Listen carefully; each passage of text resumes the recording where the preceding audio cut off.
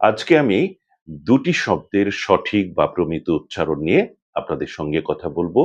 আশা করব বিষয়টি আজকের আলোচনার মধ্য দিয়ে একদম পরিষ্কার হয়ে যাবে।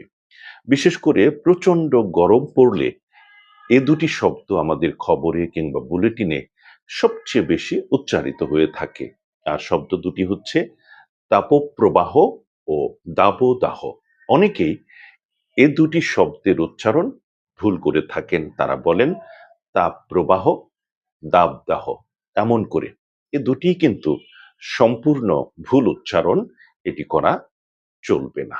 করতে হবে তাপপ্রবাহ, দাবদাহ। এর কিন্তু একটি নিয়ম আছে।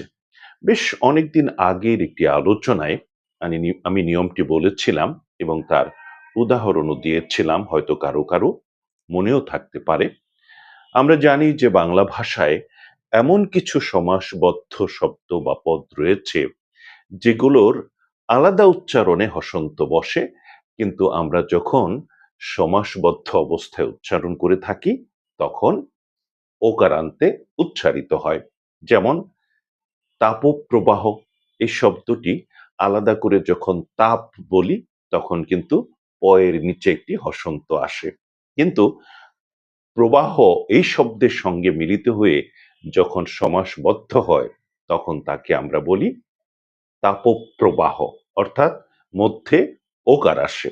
একইভাবে দাবদাহ, দাবদাহ এমন আরো কিছু শব্দ আছে একই নিয়মের মধ্যে পড়ে। যেমন ধরুন পথচারী, করযোগ, বনবাসী ইত্যাদি।